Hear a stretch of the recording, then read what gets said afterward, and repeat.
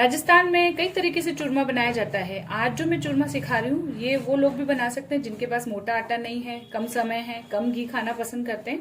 वो लोग भी इसे बिल्कुल ऑथेंटिक टेस्ट के साथ बना करके तैयार कर सकते हैं। राजस्थान में हर शुभ मुहूर्त पर, हर शुभ काम में और पूजा में चूरमे का भोग जरूर लगाया जाता है। चाहे घर के देवता हो, चाहे शिवरात्रि हो, चाहे गणेश जी का भोग हो, कोई भी भोग हो शादी ब्याह का और शुभ काम का, उसमें चूरमा जरूर बनाया जाता है। तो चूरमा कई तरीके से बनता है, उसमें से एक तरीका आज मैं लेकर के आई हूँ। ये उन लोगों के लिए जिनके पास समय कम है, साधन कम है, वो लोग भी इसे बना करके खा सकते हैं। जो राजस्थान से बाहर रह रहे हैं वो भी इस रेसिपी का मजा ले सकते हैं। तो आइए इस तरीके से हम चूरमा बनाना सीखेंगे कि आप राजस्थान को बिल्कुल मिस नहीं करेंगे। महाशिवरात्रि के लिए हम राजस्थानी चूरमा लड्डू बनाना सीखेंगे। तो आइए झटपट से हम ये लड्डू बनाना सीखें। चूरमा बनाने के लिए मैंने घर में ही पीस करके तैयार किया है आटा। जो आटा है वो थोड़ा दरदरा है। अगर नॉर्मल आटा है तो उसके लिए आप क्या करेंगे ये भी मैं आपको बताऊंगी। राजस्थानी बाटी का जो आटा होता है उससे थोड़ा सा हमें छोटा रखना है ताकि जो लड्डू हमारा बने वो दानेदार तो हो लेकिन सॉफ्ट भी हो खाने में। तो बाटी से थोड़ा सा बारीक रखा है और रोटी के आटे से तो काफी मोटा दरदरा आटा है। ये देखिए, जो राजस्थानी रेसिपीज बनाते रहते हैं या जो राजस्थान में रहते हैं उन्हें पता रहता है। तो बाटी के आटे से थोड़ा सा बारीक आटा है। और अगर आप नॉर्मल आटे से बना रहे हैं चूरमे का लड्डू तो फिर आप इसमें 1 से 2 चम्मच जो सूजी होती है उसे मिलाएंगे तो उससे टेक्सचर जो है इसका दरदरा हो जाएगा। तो इस आटे में से मैं लगभग 1 कप आटा ले रही हूँ। आप कोई भी कटोरी का नाप ले सकते हैं। जो वजन में 200 ग्राम है ये आटा ले लेंगे। आपको जितना भी चूरमा बनाना हो उस हिसाब से आप आटा ले सकते हैं। इसमें मैं 3 टेबल स्पून बेसन डालूंगी। बेसन आप मोटा बारीक कैसा भी यूज कर सकते हैं। और अगर आप घर पर ही आटा पीस सकते हैं तो फिर आप चने की दाल से दरदरा सूजी जैसे टेक्सचर की दाल अगर पीस लेंगे चने की तो उससे जो रवा तैयार होगा उससे ये चूरमे का लड्डू और भी ज्यादा अच्छा लगेगा। लेकिन अगर जो लोग बाजार का रेडीमेड बेसन यूज करते हैं वो लोग भी इस रेसिपी को बना सकते हैं। तो रेगुलर जो हमारा बेसन है उसे ही हमने लिया है। इसे अच्छे से मिक्स कर लेंगे। अगर आप कप से नाप रहे हैं तो 1/3 कप मोयन ले सकते हैं। और अगर आप चम्मच से नाप रहे हैं तो फिर 5 टेबल स्पून करीब देशी घी हम मेल्टेड किया हुआ डालेंगे। तो इसमें हम मोयन डाल देते हैं। मोयन हमें देशी घी का डालना है क्योंकि ये सारी ऑल ओवर जो रेसिपी है ये देशी घी से ही बनकर के तैयार होती है। तो हमने मेल्टेड घी ले लिया। अब इसको हम अच्छे से एक बार मिक्स कर लेते हैं, मोयन दे देते हैं। इससे कली बनेगी और उस कली से हमारा चूरमा काफी दानेदार और खिला खिला सा बनेगा। तो इसको हम अच्छे से मिक्स कर लेते हैं। तो देखिए मोयन हमारा काफी अच्छा लग गया है, मुट्ठी बन रही है। ये देखिए इस तरीके से बन रहा है हमारा आटा। इससे ज्यादा हम मोयन नहीं डालेंगे। और अब इसमें हम आधा कप करीब गरम या नॉर्मल रूम टेम्परेचर वाला दूध डालेंगे। तो मेरे पास गरम दूध है तो मैं ये आधा कप डाल रही हूँ। रिच टेस्ट लगता है इसका। और पूरे टाइम हमें दूध का ज्यादा यूज नहीं करना है, सिर्फ ये दूध हमें यूज करना है क्योंकि अगर पूरा आटा हम दूध में गोंदेंगे तो आटा हमारा काफी ऑयली हो जाएगा और बाइंडिंग में दिक्कत आएगी, बेलने में भी दिक्कत आएगी। तो दूध हम बस खुशबू के लिए और इसका टेक्सचर प्रॉपर रहे इसके लिए हम डाल रहे हैं। तो अब इसको काफी गर्म है दूध हमारा तो मैं चम्मच से इसको एक बार मिक्स कर लेती हूँ। और अब हम हल्का गुनगुना पानी आवश्यकता अनुसार यूज करेंगे और इस आटे को हम नॉर्मल डो लगाएंगे। बहुत ज्यादा ढीला भी नहीं तो बहुत ज्यादा टाइट भी नहीं। तो एक सेमी सॉफ्ट आटा तैयार कर लेते हैं। पानी भी हमें थोड़ा थोड़ा ही डालना है। गुनगुना पानी डालने से हमारा चूरमा जो है फटाफट से तैयार होगा क्योंकि आटा हमारा जल्दी से सेट हो जाएगा और खुशबू भी आएगी। और ज्यादा लंबे समय तक अगर आप लड्डू को रखेंगे तब भी आप रख सकते हैं। तो सारा दूध भी हमारा बॉईल किया हुआ है, पानी भी हमारा बॉईल है तो इसकी उम्र बढ़ जाएगी। तो इसको देखिए मिक्स कर लेते हैं और इस तरीके से एक नॉर्मल सेमी आटा लगा लेते हैं सॉफ्ट। तो देखिए इस तरीके से सॉफ्ट सेमी सॉफ्ट आटा लग करके तैयार है। हमें वो ज्यादा अभी मथना नहीं है, अभी हम इसको थोड़ा रेस्ट देंगे। तो बस आटा हमारा इस तरीके से हमने लगा लिया और इसको हम 10-15 मिनट रेस्ट दे देते हैं। 1 टेबल स्पून देशी घी हम गरम होने रखेंगे। घी हमारा मीडियम गरम हो गया है। इसमें हम थोड़े से काजू, थोड़े से बादाम पिस्ता को अच्छे से फ्राई कर लेंगे। तो काजू बादाम हमारे फ्राई हो गए, अब निकाल लेते हैं इनको। इसी पैन में हम थोड़ा सा घी और गर्म होने देंगे और इसमें डाल देंगे 1/4 कप जितना मशीन कट गोंद। ये ऑप्शनल है, अगर आप चाहें तो डालें, आप ना चाहें तो आप इसे स्किप भी कर सकते हैं। लेकिन थोड़ा सा ठंडा मौसम है और थोड़ा सा रिच टेस्ट आएगा, तो इसलिए मैं इसे डाल रही हूँ। तो इसको भी हम भून लेते हैं। तो गोंद भी हमारा फ्राई हो गया, इसे भी हम निकाल लेते हैं। आप चाहें तो ड्राई फ्रूट्स को मिक्सी में हल्का दरदरा भी कर सकती हैं या मुसल में आप कुट भी सकती हैं।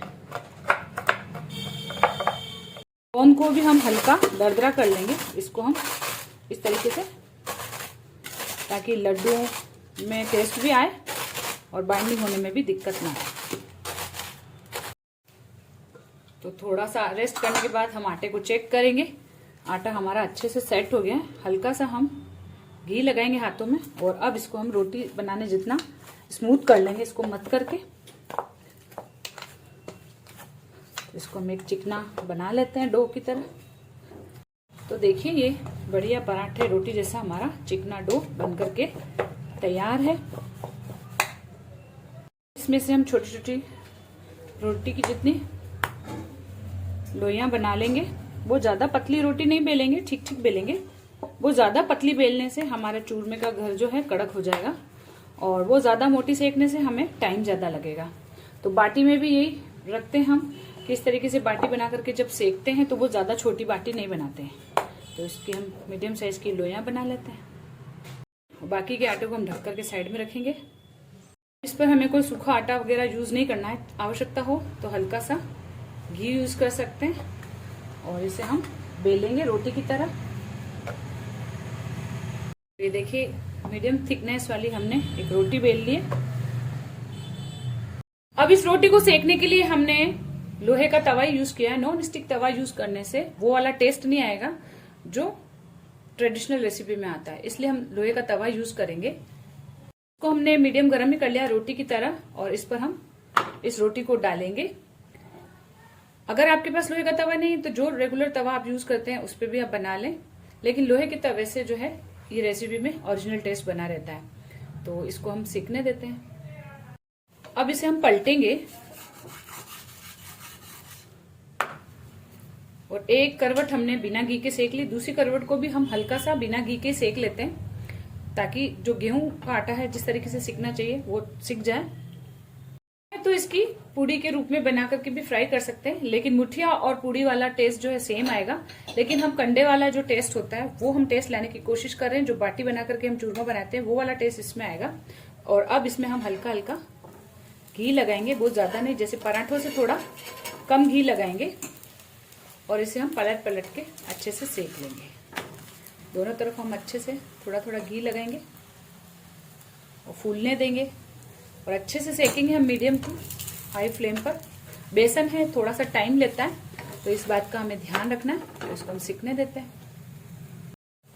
इसमें बस हमें कोशिश करनी है आटा जो है हम थोड़ा मोटा यूज करें। चाहे आप किसी भी तरीके का चूरमा बनाएं, एक बात हमेशा ध्यान रखनी है, उसमें एक ही चीज कॉमन होती है कि आटा आप हमेशा मोटा यूज करें। और अगर रेगुलर आटा है तो सूजी जरूर मिलाएं। और बेसन मिलाने से काफी राजस्थानी रिच टेस्ट आता है, खुशबू भी अच्छी आती है, कलर भी बहुत अच्छा आता है लड्डुओं का और बहुत अच्छा फ्रेग्रेंस रहता है। तो लड्डू हमेशा खाने में अच्छा लगता है और कितने भी लंबे टाइम तक आप इसको 15 से 20 दिन तक भी रख करके खा सकते हैं, क्योंकि देखिए हमने इसमें हर चीज गर्म यूज करी है। बॉयल पानी और बॉयल किया हुआ दूध और घी जो है वो भी मेल्टेड यूज किया है। और हम इस तरीके से यूज कर रहे हैं घी को, बहुत ज्यादा हम डीप फ्राई नहीं कर रहे हैं। तो जो घी कम खाना पसंद करते हैं उनके लिए भी बहुत अच्छा है। रेसिपी की ट्रिक यह है कि अगर आप मोयन के रूप में घी अंदर नहीं डालना चाहते हैं तो उसकी जगह आप दूध की मलाई भी यूज कर सकते हैं। उस टाइम फिर आप दूध का जो गूंदने में यूज करेंगे वो थोड़ा मात्रा कम कर देंगे और गर्म पानी की मात्रा बढ़ा देंगे। ये काफी सॉफ्ट होती है ये रोटी, तो इसको हम पलट पलट के थोड़ा सा क्रंची करेंगे। क्रंची इसका टेक्सचर होगा तभी हमारा चूरमे का जो दाना है वो परफेक्ट बनेगा। इसे हमें नरम नहीं रखना है, तो इसको पलट पलट के हम थोड़ा सा क्रंची कर लेते हैं। बस शुरुआत में हमने जो घी लगाया बस उतना ही लगाना है, बाकी हम पूरे टाइम क्रंची करने में घी का यूज नहीं करेंगे, क्योंकि अगर लगातार हम घी का यूज करेंगे तो ये क्रंची नहीं होगा। तो इसको क्रंची कर लेते हैं। तो ये रोटी हमारी क्रंची हो गई है, इसको हम निकाल लेते हैं और इसको ठंडा कर लेते हैं। सारी रोटियां बना लेते हैं। अब ये रोटियां हमारी ठंडी हो गई है, इनका हम चूरा कर लेते हैं। अब इस चूरे को हम मिक्सी जार में डाल करके पल्स रेट पर इसको हम दरदरा कर लेंगे। बिल्कुल बारीक हमें नहीं चलाना है, पल्स रेट पे चला लेंगे। राजस्थानी डिश में कत्त वगैरह, चूरमा और कोई भी बर्फी बनाते हैं, बेसन चक्की वगैरह, उसमें हम दानेदार टेक्सचर रखने के लिए जो चावल छानने वाले छेद होते हैं वो ज्यादा मोटे नहीं, जो गेहूं छानने से थोड़ा सा छोटा वाला छेद होता है वो वाला छेद हमें यूज करते हुए इसको छानना है, ताकि हमारा जो चूरमे का लड्डू है वो दानेदार बने। तो चावल छलने वाली छलनी से हम इस बूरे को छानेंगे ताकि एक जैसा दाना बने। तो इसको हम छान लेते हैं। तो देखिए हमने सारा ये रोटियों को चूरा करके पीस करके छान लिया है, दाना दरदरा हमने बनाया है इसका। आप चाहें तो बस इसी स्टेज पर चीनी, ड्राई फ्रूट्स, घी वगैरह मिला के लड्डू बना सकते हैं, लेकिन जो लोग राजस्थान से हैं वो इसको इस तरीके से बना करके खाना पसंद नहीं करेंगे, क्योंकि उन्हें लगेगा कि ये ऑथेंटिक रेसिपी नहीं है। इसके लिए हम एक काम और करेंगे ताकि आपको ये पूरी ओरिजिनल रेसिपी लगे। तो आइए वो काम करें। अब इसके लिए हम एक कढ़ाई लेंगे, इसमें हम बिल्कुल ऑप्शनल है 1 टेबल स्पून घी डालेंगे, आप ना चाहें तो ना डालें। और इसमें हम अपना ये चूरा जो है हमने छाना है ऐसे डाल देंगे। आंच अभी इस टाइम हम कम रखेंगे। इस टाइम हमने जो घी यूज किया है ये बिल्कुल ऑप्शनल है, क्योंकि घी का देखिए मॉइस्चर दूध वगैरह है, तो जो रोटी हमारी होती है वो काफी सॉफ्ट होती है। चूरा करने के बाद भी काफी मॉइस्चर रहता है, तो अगर आप चाहें तो डालें, लेकिन इसमें थोड़ी अच्छी खुशबू हो, थोड़ा सा दाना और कड़क हो, क्योंकि रोटियां काफी सॉफ्ट होती हैं और बाटी जो होती है जिससे हम चूरमा बनाते हैं वो काफी कड़क होती है। तो जिन लोगों को कड़क चूरमा खाना पसंद है उनके लिए ये ऑप्शन बहुत अच्छा है कि हम इससे दोबारा सेकेंगे, ताकि रोटियों में थोड़ी बहुत जो भाप की खुशबू हो जाती है वो उड़ जाएगी और दाना हमारा जैसा चूरमे में होता है बिखरा बिखरा वैसा हो जाएगा। तो इसको हम थोड़ा सेक लेते हैं, मीडियम टू हाई फ्लेम रखते हुए लगातार चलाते हुए सेकेंगे। इससे थोड़ी सी अच्छी सी खुशबू आएगी, थोड़ा कलर और चेंज होगा, इतना हमें इसको सेकना है। के लिए इस वीडियो में मैं कुछ टिप्स एंड ट्रिक्स लेके आई हूँ, जिन्हें आप पेशेंसली देखेंगे तो समझ में आएगा कि आपको बहुत कम समय में ऑथेंटिक रेसिपी खाने को मिलेगी। इस तरीके से दोबारा हम इस आटे को सेकते हैं, तो इसमें अगर कोई रोटी हमारी हल्की सी कच्ची रह गई होगी, क्योंकि इसमें बेसन है, और अगर आप सूजी यूज कर रहे हैं तो सूजी भी थोड़ा टाइम लेती है रोटी के रूप में सेकने में, तो उसकी अच्छे से सिकाई हो जाएगी और दाने दाने में जो है फिर से घी की खुशबू भर जाएगी, सिक जाएगा। और पूरा सिकेगा हो तभी हमें लड्डुओं का मजा आने वाला है। तो इसको हम सेकते हैं। तो देखिए कलर भी हमारा चेंज हो गया है इसका, और खुशबू भी अच्छे से आ रही है। बस इसको अब हम ज्यादा नहीं सेकेंगे और गैस बंद कर देंगे और इसको हम थोड़ा गुनगुना कर लेंगे, यानी ठंडा करना जरूरी है।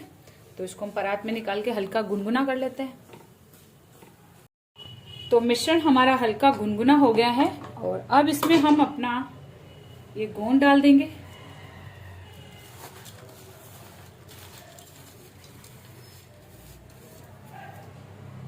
फ्रूट्स डाल देंगे, 7-8 इलायची या आधा टीस्पून जितना इलायची पाउडर डाल देंगे।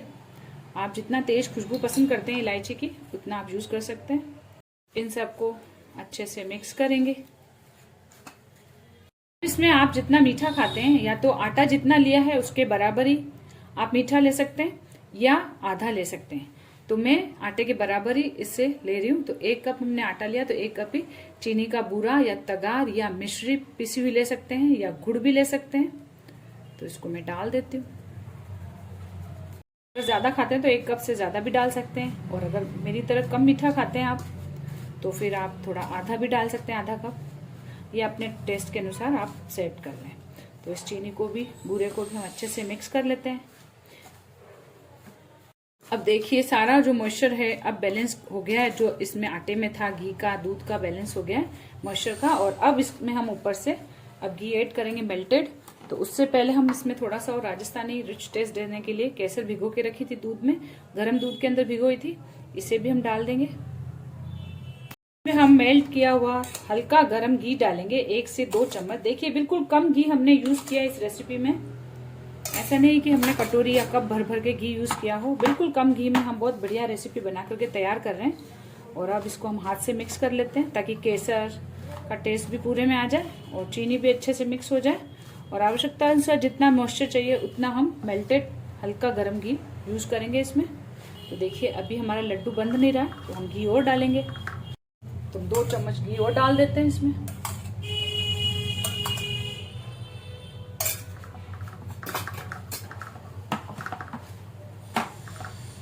घी हमें कोशिश करेंगे कच्चा घी यूज नहीं करेंगे, थोड़ा गर्म करके डालेंगे ताकि किसी तरह की स्मेल नहीं आएगी। बहुत जनों को घी की खुशबू अच्छी नहीं लगती है, तो इसलिए और लंबे समय तक आप रख सकें इसलिए घी भी हम थोड़ा सा गर्म करके यूज करते हैं। लड्डू हमारे काफी सेफ रहते हैं, खुशबूदार रहते हैं। अब आवश्यकता अनुसार मैंने इसमें मॉइस्चर कर दिया, तो इसमें कम से कम हमारा आधा कप से थोड़ा सा कम घी यूज हो गया है। अगर आप कम घी में बनाना चाहते हैं तो इस पर आप थोड़ा सा गर्म दूध का छिड़काव करके भी लड्डू बांध सकते हैं। और अगर मेरी तरह पूरा घी के साथ खाना चाहते हैं तो घी अगर थोड़ा कम ज्यादा हो जाए कोई दिक्कत नहीं, राजस्थानी रेसिपी है तो घी तो भरपूर चाहिए। और अब हम देखिए लड्डू जो है बांध करके देखेंगे, और फिर भी अगर हमें मॉइस्चर कम लगेगा तो हम थोड़ा सा घी का यूज और कर लेंगे। अब हम लड्डू बांध करके देखते हैं, दोनों हाथों से बांध लेंगे। वो ज्यादा गीला मिश्रण नहीं रखना है हमको। ये देखिए इस तरीके से मैं लड्डू बना लेती हूँ। ये हमारे राजस्थानी रेसिपी में आज चूरमा लड्डू बनकर के तैयार हो गए हैं। ये अगर 1 से 2 दिन पड़े रहते हैं तो और भी ज्यादा टेस्ट होता है, क्योंकि शक्कर वगैरह इसमें सेट हो जाती है। मसाले जो है इलायची केसर सब अपना टेस्ट दे देते हैं। तो आप इसको हाथों हाथ खाएंगे तब भी अच्छे लगेंगे, और थोड़ा रख करके खाएंगे तो ये और अच्छे लगेंगे। हमसे ताजा है, मैं आपको एक तोड़ के दिखाती हूँ। ये देखिए कितना अच्छा हमारा लड्डू बनकर के तैयार हुआ। तो आप भी इस रेसिपी को एक बार बना करके जरूर देखें और मुझे कमेंट करके जरूर बताएं।